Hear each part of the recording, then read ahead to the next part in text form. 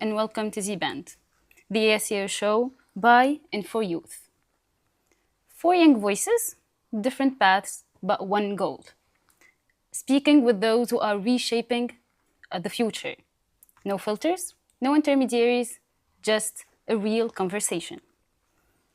Today, we're talking about technology. Not the technology that is in our phone, but the one that is reshaping global powers. We're talking about artificial intelligence, we're talking about biotechnology, robotics. Behind these words, there is a global race. A race for power, a race for hegemony, a race for influence, and a race for the future. And this race concerns all of us directly. It focuses on our education, our careers, and potentially our opportunities. So, who's leading? Who is falling behind? And what does it exactly mean to win in this competition? To explore this, we have today Mrs. Abigail Kukura. She is the Director of Future Technology Platforms at the Special Competitive Studies Project in Washington, D.C. Mrs. Kukura analyzes how the US, China, and other major powers compete in critical technologies, of course, and helps shapes strategic thinking around that competition. Mrs. Abigail Kukura, welcome to Z.Band. Thank you so much for having me. It's wonderful to be here. Thank you. So thank you for being with us and for choosing to speak directly with youth. I am Salima Khalil, a business student at Tunis Business School, University of Tunis, and I'm not alone in this interview. With me, we have Mr. Ahmed Maqnin. He is a Chevening alumnus and a holder of Master of Science in FinTech. There's also with us Mrs. Farah Jameli. She's a second-year master's student at Tunis Business School. And finally, we have Mr. Jaser Riehi. He is a self-employed entrepreneur managing a crowdfunding platform. Each of us will lead this interview or a part of an interview that we're having today. So let's start with the race itself. Here, we're trying to know who's leading this race, who is catching up, and who is winning in other terms. So my first question, Mrs. Kukura, you are part of the Special Competitive Studies project, which is founded on the belief that the US has to be the forefront of this competition. And from your perspective, we all want to know today who is really leading this technology race and what is the real meaning of winning such a competition. It's a great question. I'm going to start by giving a little bit of context on what SCSP is. I am an advisor to SCSP today. I worked at the organization for 4.5 years, ended my full-time role in December, and now work on consulting. But the work that SCSP is doing, I think, is very, very important for understanding and ultimately winning and helping work together with our allies and partners to win this global technology competition.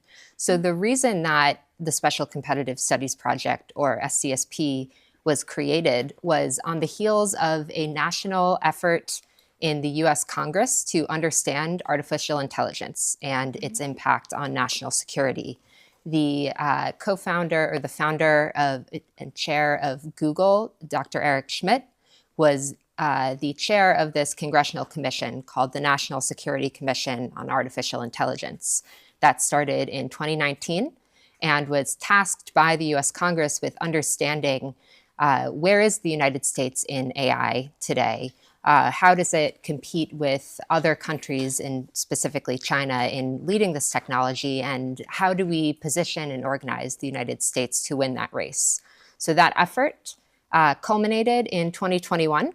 But Dr. Schmidt wanted to, he felt that there was a lot more work to be done in building the understanding, in helping organize the United States to win that race, and also to look beyond AI at the other technology areas that AI was enabling and accelerating and that were converging to really create a new era of technology competition. So he created the Special Competitive Studies Project and brought the leader from the Congressional Commission to lead it. And SCSP is a nonprofit. It studies AI and emerging technologies through a number of different lenses. So looking at foreign policy, economy, defense, society, and then and governance. And the team I was on is called Future Technology Platforms. So the way that team was looking at these issues was through an ecosystem approach, looking across the innovation ecosystems and the various actors in them, and then also looking at specific technologies themselves and coming up with strategies for how can the United States and its allies win this race, and how do we think about where the competition stands today, which brings me to your question about who is winning, what does winning mean, what does winning look like, and why do we care about that? And I think you're spot on that this is a race in not just artificial intelligence, but many other technologies like biotechnology, manufacturing, new energy systems.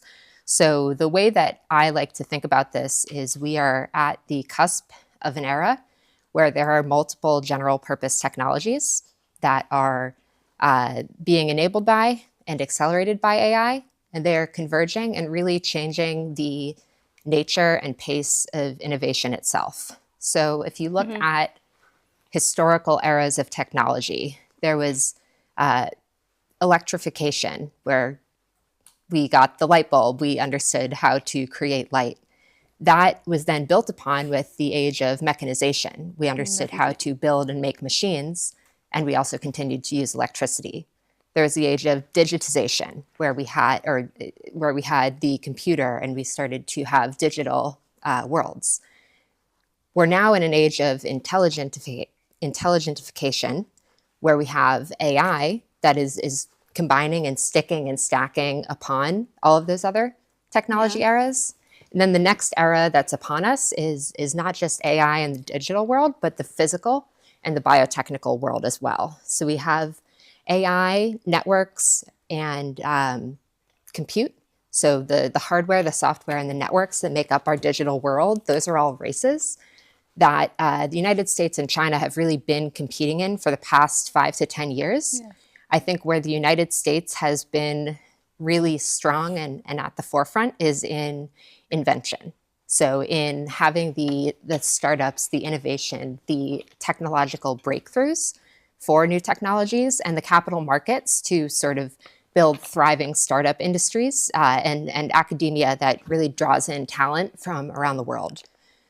Where the United States is struggling and how it has sort of woken up to the fact that it's in a competition over these areas is in commercialization and scale of these technologies. So when there is hardware involved, when there are supply chains involved, and when there is cost is a major factor in being able to commercialize and sell them to the world, that's where our strengths are challenged a bit in a race with a competitor that is really focused on being a technological superpower and has different structures that enable it to compete differently in capital markets. So there are areas where China is not as good with sort of having the invention, but they're able to really rapidly follow and be fast followers and commercialize and scale and sell and market to the world in ways that the United States is not. So those are the digital domains. If you think about 5G is one area where, for example, the United States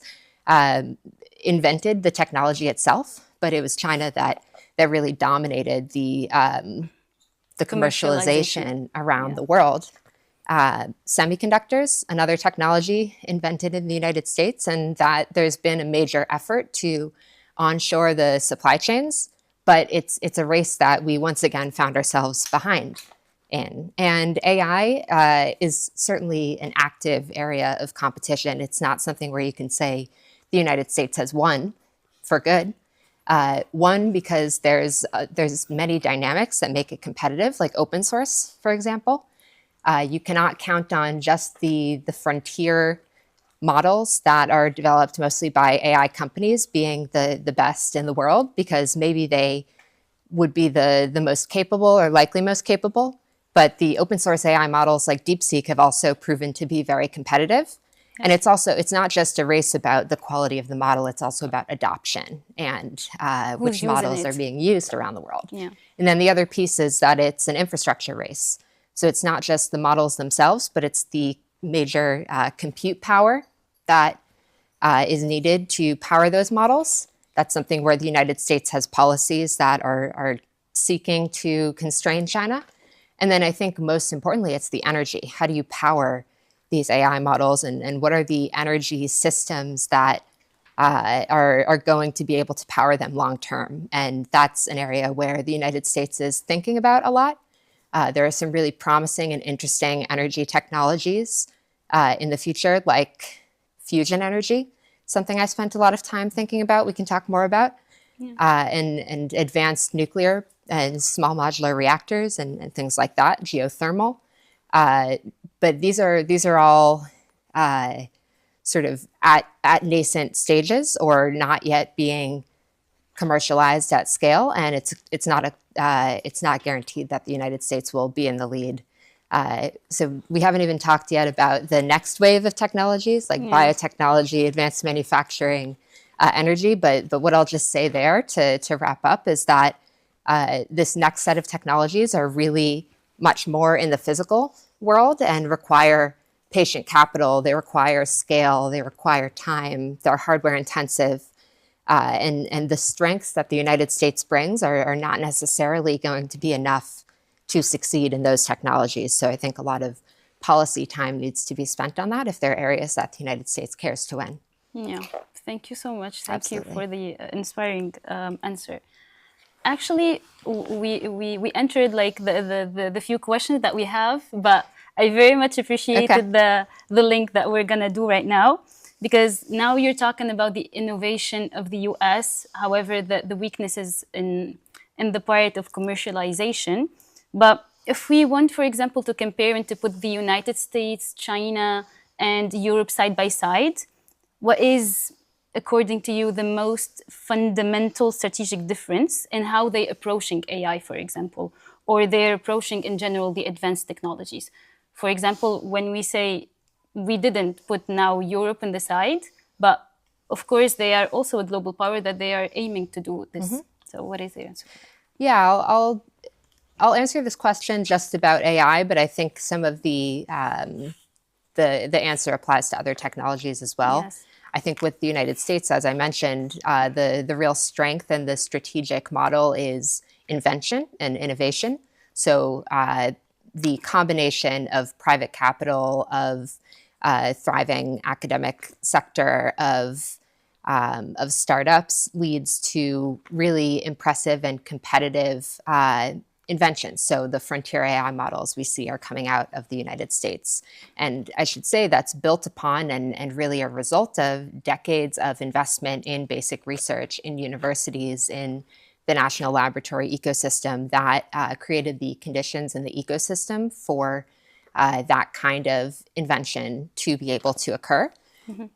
In China, it's, I think, really, it's about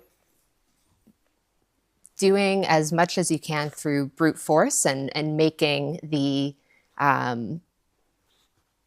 inventions work sort of rapidly following or being able to sort of work around the constraints that China has in its system to be able to match or even exceed what the United States has invented. So I think DeepSeek was a real wake-up call to the United States that all of these compute policies and chip controls that the United States has, China can find a way to work around them and make an AI model with much less parameters, with much less energy. Certainly, what you see for DeepSeek statistics on face value is not the full story. There's some chip smuggling and things that we're learning more about that maybe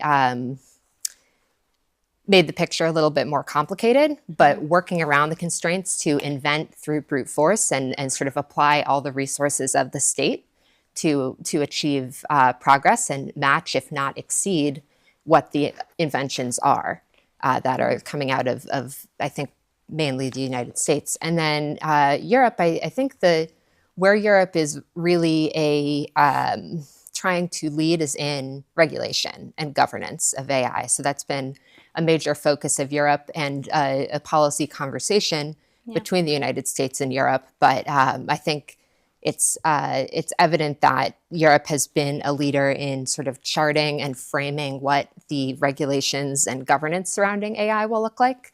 And that's something that the world, for better or worse, is paying a lot of attention to, and other systems that do develop are based off of that model to some extent, or at least learning from it. So there's something to be said for those efforts, and the challenges of implementing regulation of AI, I think, is something that the world learns a lot from. Yes.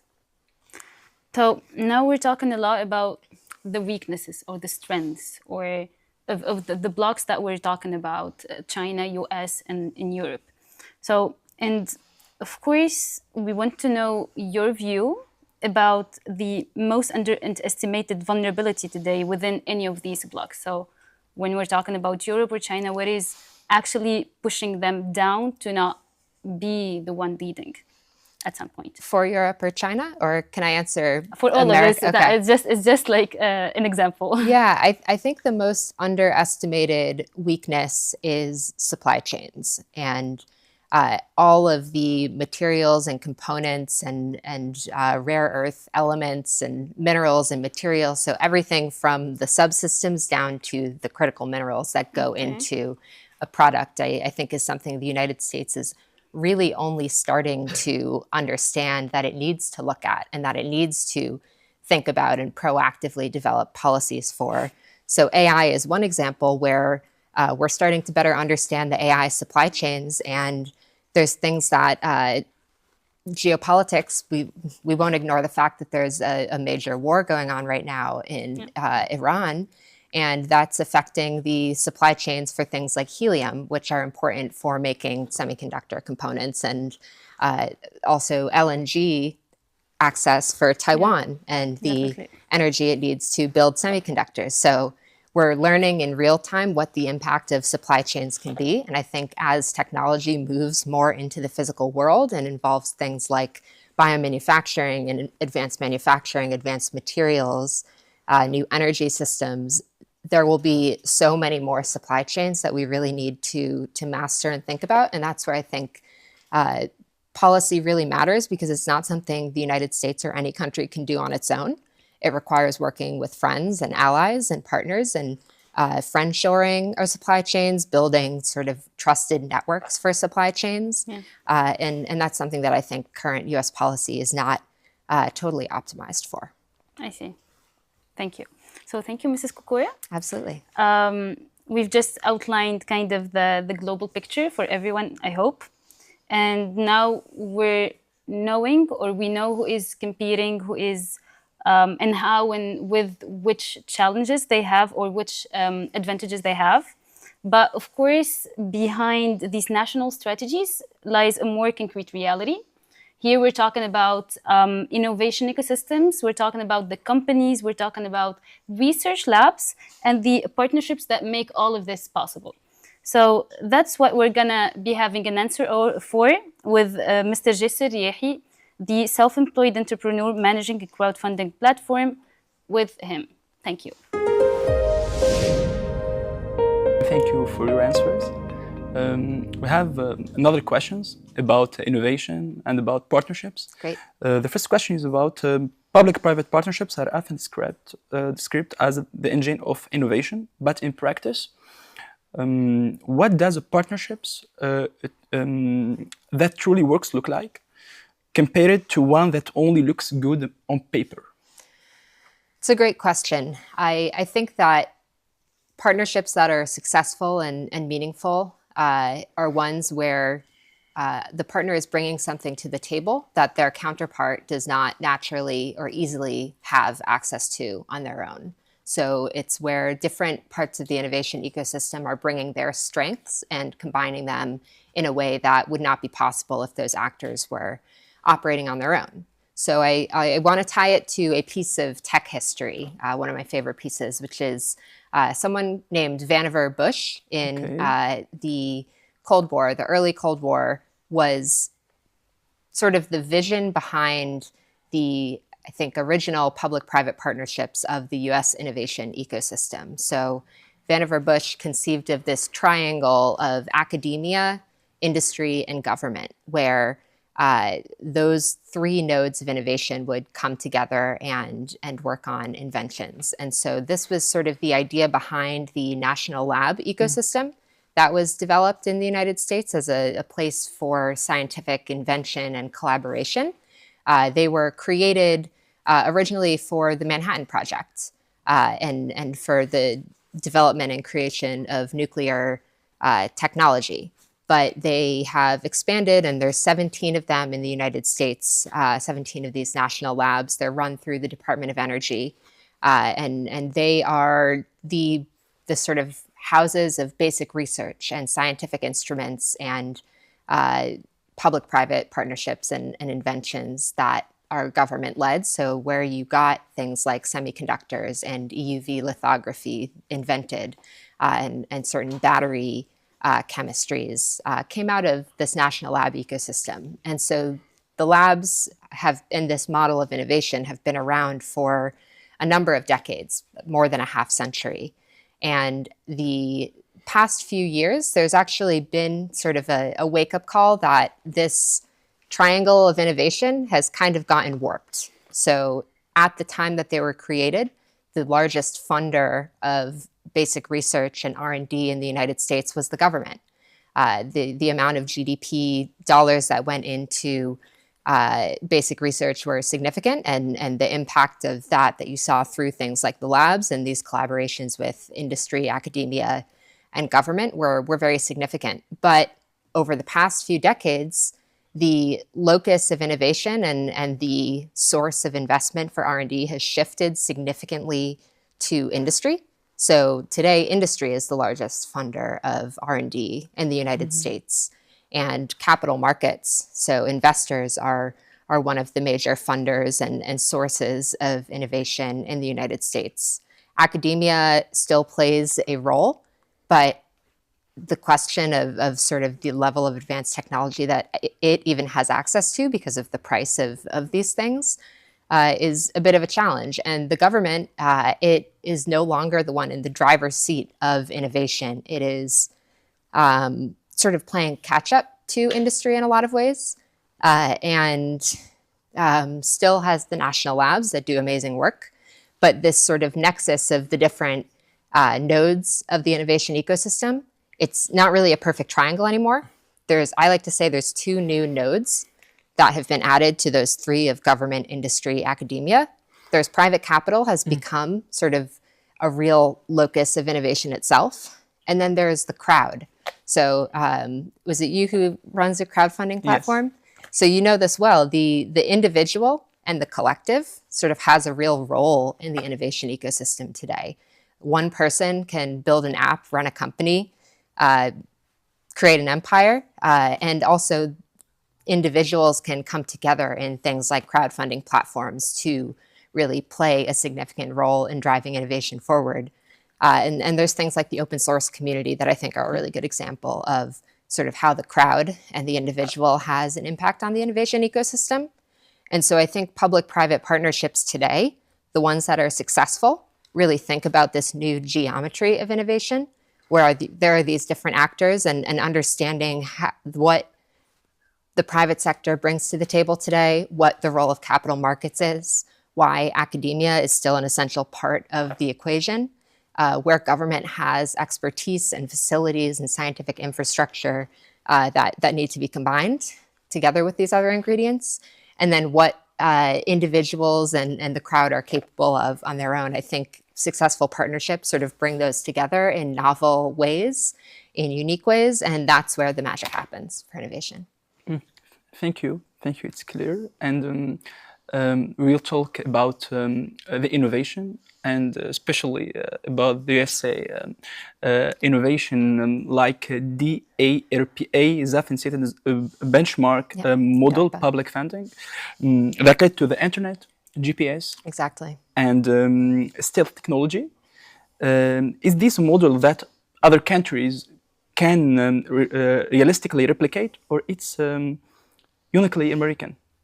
So the DARPA model is very interesting. I think it is so challenging to replicate that even the United States has trouble replicating the success of the DARPA model in other parts of the government. So there are very unique ingredients that go into making DARPA succeed that have a lot to do with the way the defense enterprise and the defense industrial base in the United States works. So I think of DARPA as a case where it is a thriving and successful example, in part because the defense ecosystem is the part of the US government that has been doing industrial policy for decades, and that is basically the way it runs, is industrial policy. The United States government has not done a lot of industrial policy in other technology areas in many decades.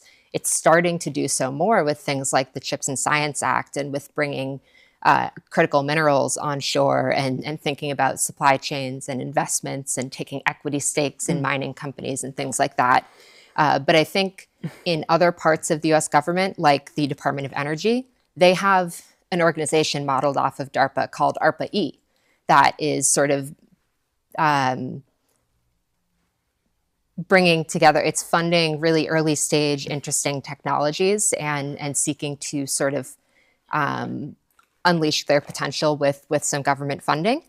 But the challenge is translating that from sort of a successful early stage invention to the later stages of commercialization and scale. So we talked about a little bit earlier that's an area where the United States struggles. I think we've been able to do it very well in things like DARPA because there's this whole defense industrial base and industrial policy ecosystem around it. In things like the Department of Energy, we don't have as much muscle tissue there. We need to rebuild that and are working on it.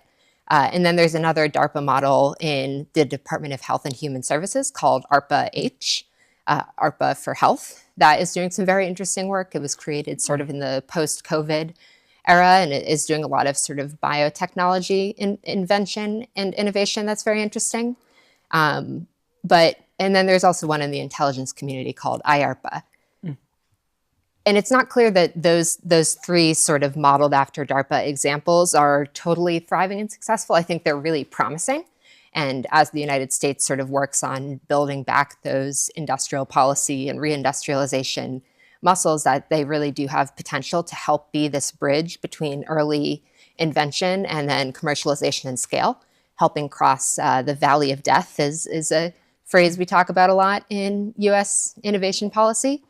And I think for other countries, the lessons to be learned are the ones that you see the United States grappling with itself as it works on sort of building those muscles.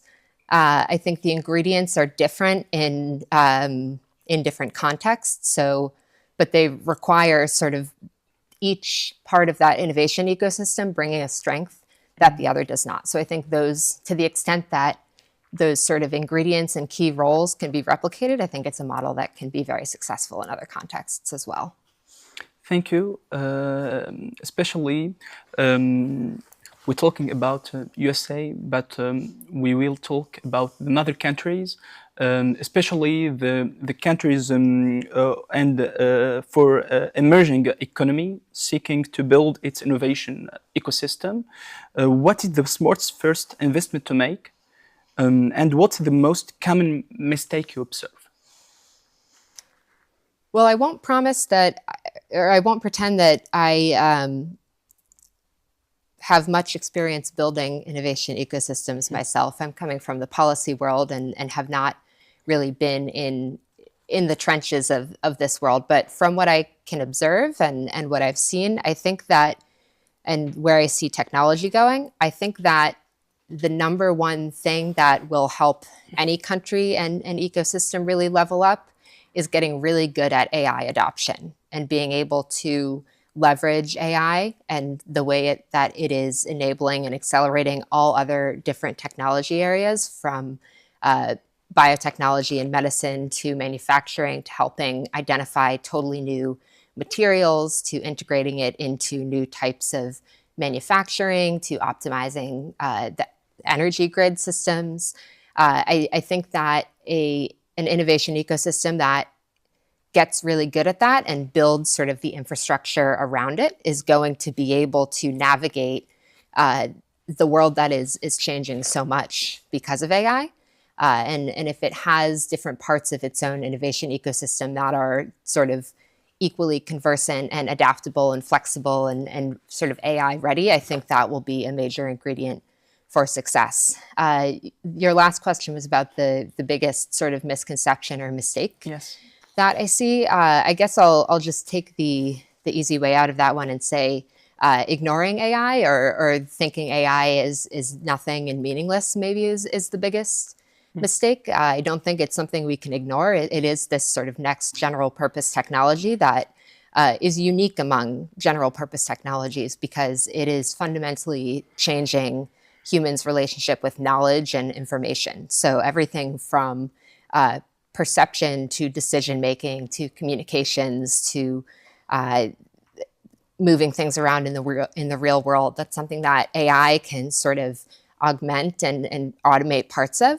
And that really changes what we can do with information, what we can do with knowledge, what we can do with invention and innovation itself. So I think that sort of underestimating the potential of AI is the biggest mistake that countries or ecosystems might make. Yes, and the most important thing in our conversation, it's about the policy building, and it's about how the countries and states observe the innovation and technology and create a framework when the crowd and industries, academia can work together to create another future for our generation. Thank you. Absolutely. And now we have a clearer understanding of how these ecosystems are built and what's take to make them work. But even the best designed ecosystem depends on people. Absolutely. Trained, prepared, and capable of making the most of it. The future workforce is also about our own careers. And that's what Farah Jamali, second-year master's student at Tunis Business School, TBS, will explore.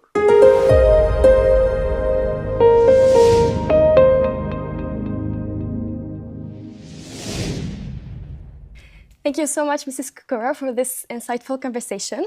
Now we will tackle a very important topic, especially for us Gen Z, preparing the workforce of the future. Absolutely. So AI is already automating tasks that seemed stable like 5 years ago. So let's be direct. Which sectors are most at risk and which ones are more resilient than we might think? I think knowledge work across the board is being disrupted by AI. I am hopeful that this disruption will be sort of a temporary readjustment, and like other general purpose technologies in the past, AI will create many more jobs that we can't even conceive of today. Before, when transportation was only by horseback, you could never imagine a career of being an Uber driver or a taxi driver or even a job that you had to commute to work every day, something like that. So I think there will be many more jobs in the future. And as humans' relationship with knowledge changes, I think knowledge work will be very different. There will be sort of different expectations about how time is spent, different processes and roles that humans play versus how they use AI and sort of information systems in their day-to-day. But I think right now and for the next few years, knowledge work, especially at the entry level, is very much being disrupted. So I think that the way, and I think we'll talk about this more, but students and sort of early career people need to go in with that understanding that this is a time of disruption and transition, and the job market is very challenging. Absolutely. The knowledge work that you may have done the past few years or that you will do over the next few years is going to look very different than what it might look like in a decade. But any work experience and really understanding organizations and systems and people and having exposure to and access to technologies to understand how to work with them and have them sort of enable and augment you is going to be very helpful. Absolutely. Thank you so much. So there is an ongoing debate on what education should look like for our generation, like more STEM, that stands for science, technology, engineering, and mathematics, more technical skills, more coding skills. But is that the full answer, or there are other things that are essential to be taken into consideration? It's a great question and something I've been thinking about myself. I did my master's degree 6 or 7 years ago is when I started it, and it's a different world today. So if I were going to do a master's degree or even an undergraduate degree today, I would have these same questions about what to study, what are the skills that are going to be most useful and transferable. And it's challenging because of what we were just talking about with knowledge work, and particularly technical knowledge work like software engineering at the entry level. A lot of that is already being done by and being done better than humans by AI.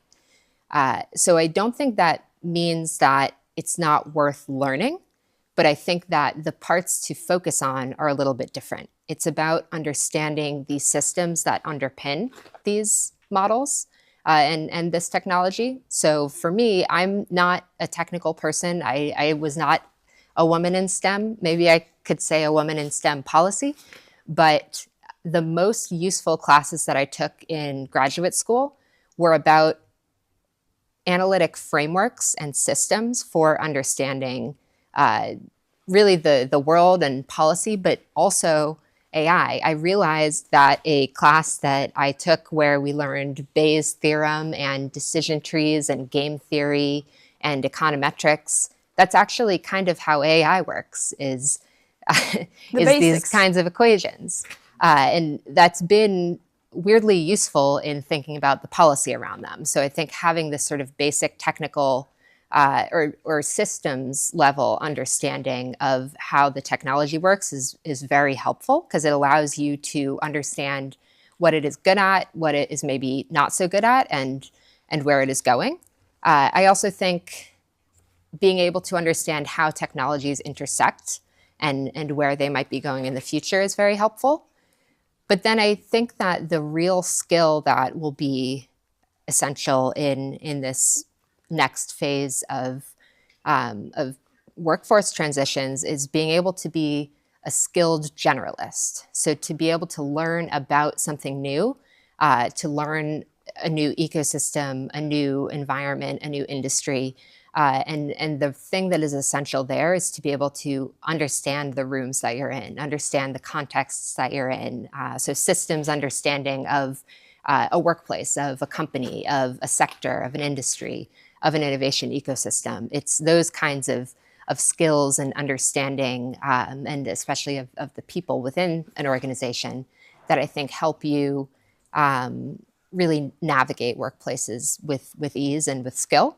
So understanding systems of technology, understanding systems of organizations, and societal systems more broadly, I think is, to me, the ingredients for success.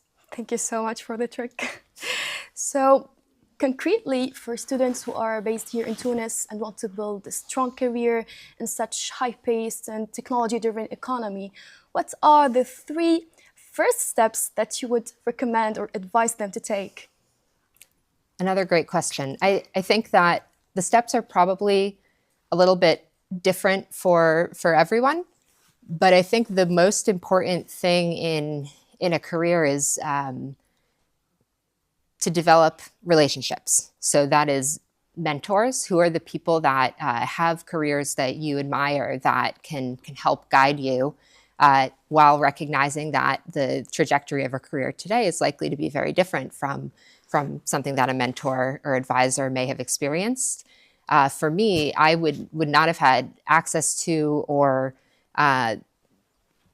really the chance to do the jobs that I was able to take without professors that I developed a strong relationship with in grad school that they were my advisor. I was a teaching assistant in their classes, and they've been very helpful in helping navigate and advance and even think about my career. So I think having advisor relationships, and then the other kind of relationship that is essential is peer relationships. So your network, really developing that while you're in school, while you're in early career is the most impactful thing you can do, because it helps you understand what the different kinds of jobs and opportunities and kinds of careers and career paths are. And while you're all starting out early career, you're all growing at the same time. And before you know it, these people will be doing amazing, incredible things in fields, and you'll realize that there are so many intersections with the kind of work that you're doing, with the things you care about, with the systems you work in and around.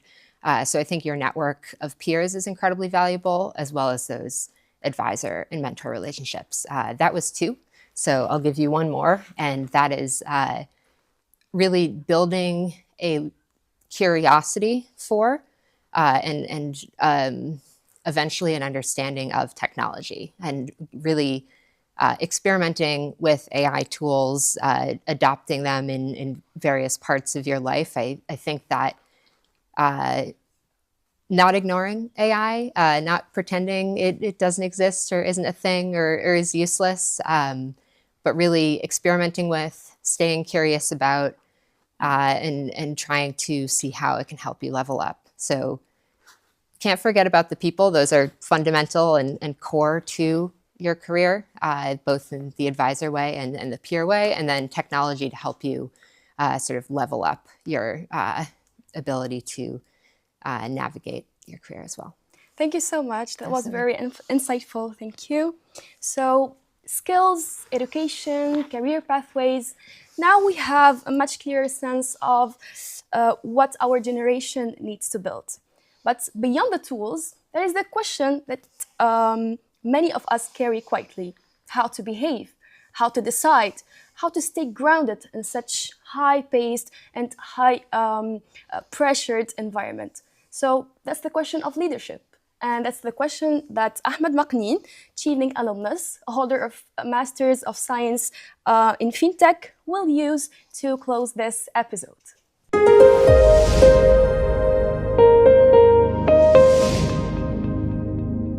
Well, I'm glad to be last, because this gives me the opportunity to reflect on everything that's been said here today. And I find the conversation quite insightful, because last year I pursued a master's in FinTech, and I had to be up to date with everything that was going in the AI race, as you mentioned. And the revolution that happened with the increased demand for GPUs and semiconductors was actually quite interesting. And to get to kind of reflect on that period of time when I was at school, and seeing how like AI was changing week by week was quite amazing. And I love how you kind of distilled the big role players in the sectors, such as the government, the industry, and academia, and how they intersect with each other. And the topic of my questions will be about leadership. And I believe leadership is about these key players, collaborating with each other. And so I'd love to know, at the intersection of technology, strategy, and national security, how can leadership look like today in our world today, and how does it look in the workplace day to day? Yeah, it's a great question and a hard one. I think sometimes talking about people and sort of things like leadership can be harder than talking about technology. It's harder to distill sort of what actually matters and what counts, because there's so many ingredients at play. I think that something that's really important and maybe underrated for leadership, specifically at the intersection of things like geopolitics and technology and society, is the ability to translate between different languages. And what I mean by languages here is not Arabic and French and English, but the language of policy, the language of technology, the language of industry, These worlds sort of don't naturally understand one another. The policy world is mostly not technical. It's mostly people that grew up studying political science or history and things like that. And the technical world maybe went to a liberal arts college and had to take a humanities class, but maybe didn't. I think we know a lot of social media founders maybe didn't study these things, but they need to want to understand one another. And the venture capital community or investment community, they need to be able to understand the technologies that they are investing in and sort of where policy is going, but they're also not sort of deeply fluent in those sectors. But the way that we sort of understand and craft policy and tech policy and strategy that is impactful and lead sort of our organizations through it or our countries through it is by figuring out how to foster useful conversations and discussions among that community and being able to translate the technical for policy people and translate what the policy world means. What are why does this senator from this state who's on this committee matter in US policy? What is the White House Office of Science and Technology policy? What is DARPA? These are things that the technical community needs to understand. And so I think an important ingredient for leadership is the ability to understand what your counterparts, what world they are coming from, what language they speak, and help sort of broaden that understanding of what is the bigger context here. Interesting. That's very good. Thank you very much. You've also touched on the point earlier about the two nodes that you're adding to the big picture, which are private markets and the crowd. And I've also gotten the chance to work at the London Stock Exchange while I was in the UK. And so I've gotten to see how private markets are kind of like changing how funding works around the world, where a lot of founders actually have a lot of,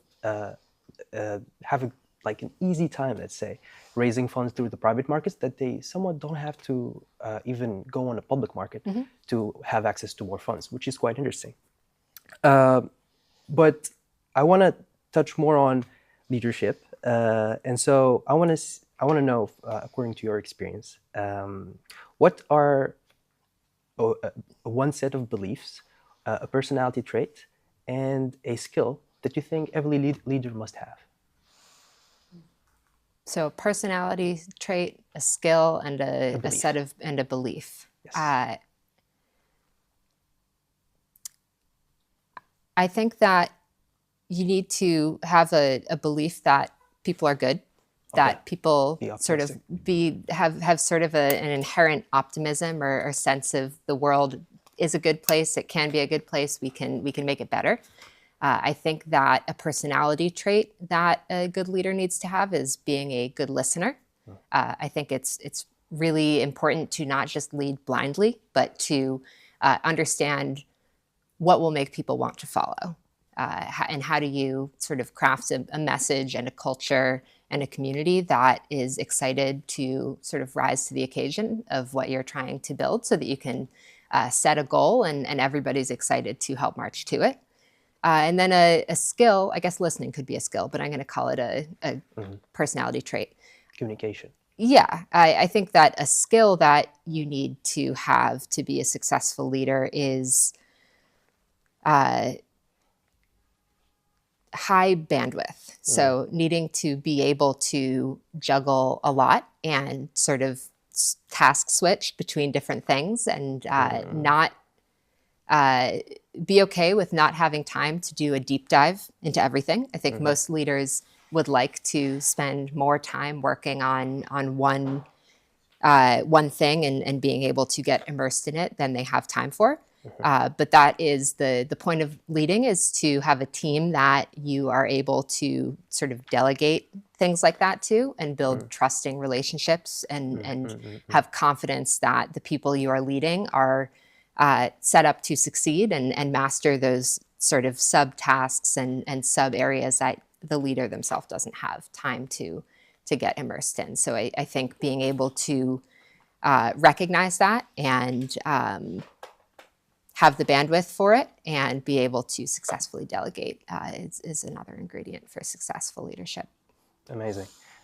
So dealing with people seems like the way for being, let's say, doing better business, creating better policies, and advancing in today's world. It's funny because we're talking about technology, but to be a good leader, it all comes down to people. So can't forget that. 100%. So I'd love to end with a fun question.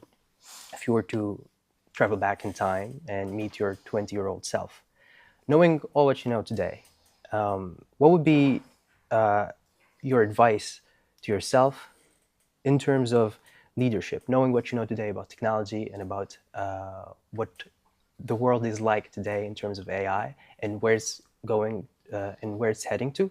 What would you tell yourself? Well, other than to invest in a few stocks in particular, probably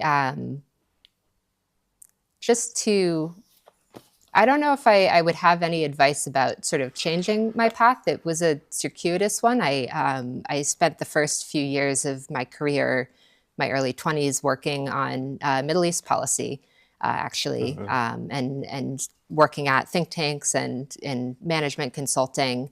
I then went back to grad school, and I didn't take a single class that focused on technology or cyber or anything. I said, no, I'm going to continue to focus on the Middle East, on sort of social movements and things like that. It was very interesting. I loved it.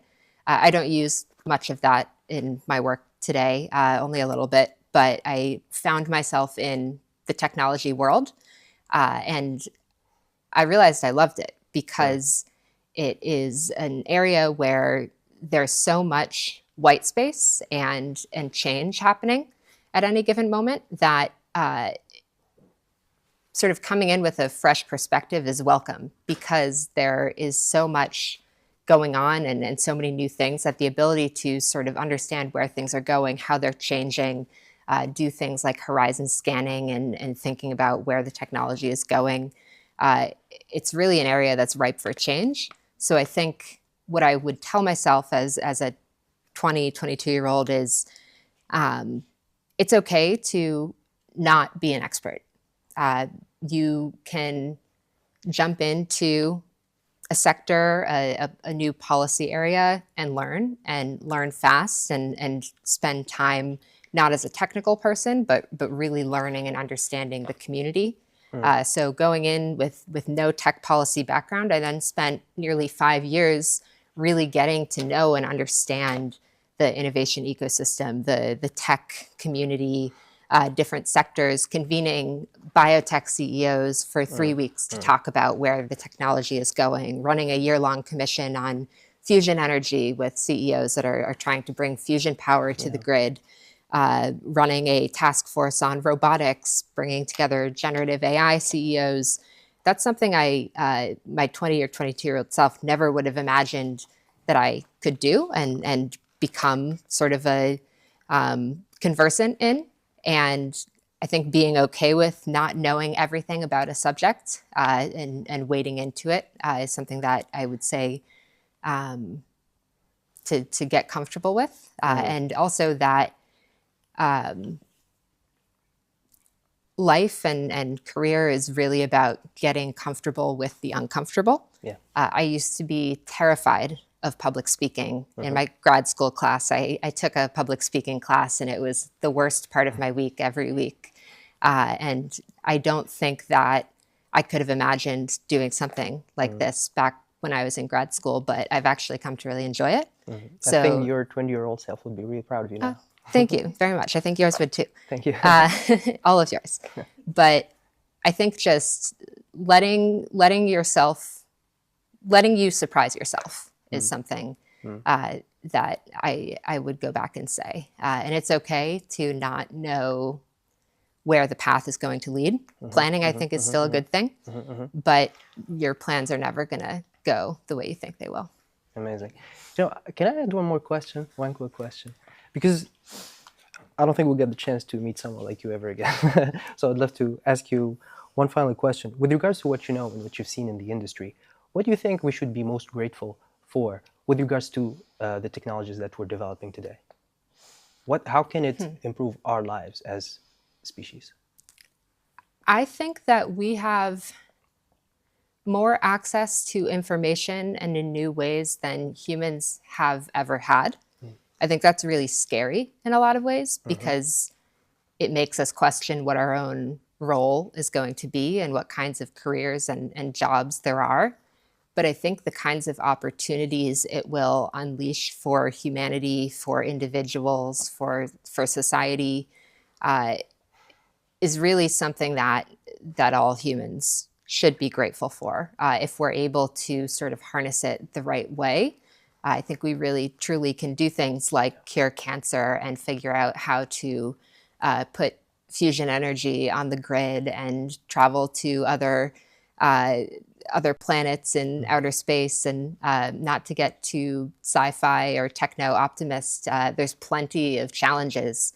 But I think that fundamentally, technologies have improved societal well-being and livelihoods, and that is something that will happen with AI and in a way that's unlike the technologies before it. So I think we should be grateful that we're here at a time where we're going to get to see what that change looks like.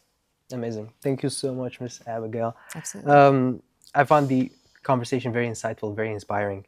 Thank you to you all for watching.